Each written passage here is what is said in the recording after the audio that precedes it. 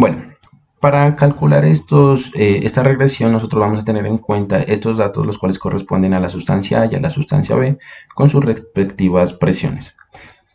Para calcular esto nosotros vamos a tener como finalidad calcular estos datos, los cuales corresponden al error de estimación, a la varianza del error y el error de estimación pues en general. ¿Cómo nosotros llegamos a calcular esto?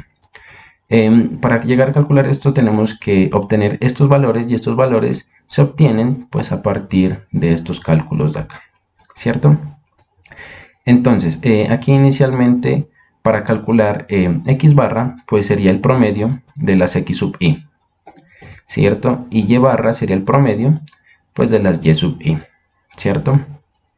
Posteriormente pasamos a calcular las sxx y sxy, las cuales pues corresponden a sumas de cuadrados, ¿cierto? Y las podemos calcular como lo podemos verificar con esta ecuación, las cuales son una sumatoria de estos datos que nosotros ya tenemos de x sub i y x barra, ¿cierto? Estos que serían al cuadrado.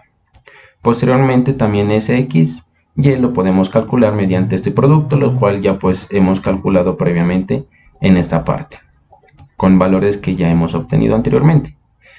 De esta manera nosotros podemos calcular las betas, la beta sub 1 y beta sub 0, las cuales corresponden a unos parámetros estimados. Estos parámetros estimados los podemos calcular a partir de las SXY y SXX. Y para el parámetro beta sub 0 lo podemos calcular a partir de Y barra menos beta sub 1 por X barra, los cuales ya hemos obtenido esos valores anteriormente, ¿cierto? A partir de esto, nosotros podemos calcular pues la suma de los cuadrados de los errores, ¿cierto? Esto los hacemos a partir de la sumatoria de estos valores. Estos valores los obtuvimos a partir del modelo, los cuales pues son datos que obtuvimos a partir del intercepto, que lo multiplicamos por x sub i y lo sumamos con la pendiente. Bueno, después de haber calculado el error de estimación del modelo, pues fácilmente podemos calcular la varianza del error, ya que pues esta depende del error de la estimación del modelo. Esta se calcula a partir pues de este error de estimación. Y asimismo, después de encontrar pues la varianza del error, podemos calcular el error de estimación. Este error de estimación o desviación estándar lo calculamos pues a partir de la varianza sacándole raíz, ¿cierto? Como aquí lo podemos verificar. ¿Qué nos quiere decir este error? Este error nos quiere decir que pues más o menos cada vez que yo utilice este modelo para realizar algún cálculo en X, pues este va a ser prácticamente el error de lo que puede variar este valor.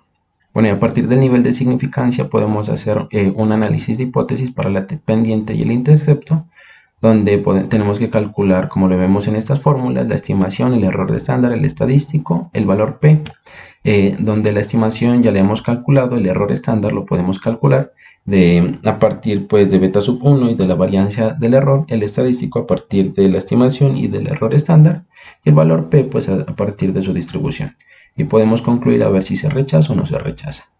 Hacemos la prueba de significancia en el modelo utilizando ANOVA, donde inicialmente hacemos la suma de los cuadrados. Para la regresión utilizamos esta fórmula con datos ya anteriormente obtenidos para los grados de libertad, que son 1 y 8, donde 9 pues es la suma de 1 y 8. Para la varianza utilizamos la división entre estos dos números. Para el estadístico utilizamos esta división de estos dos números y el valor de P lo obtenemos de su distribución. Y concluimos si se rechaza o no. En esta ocasión se rechaza.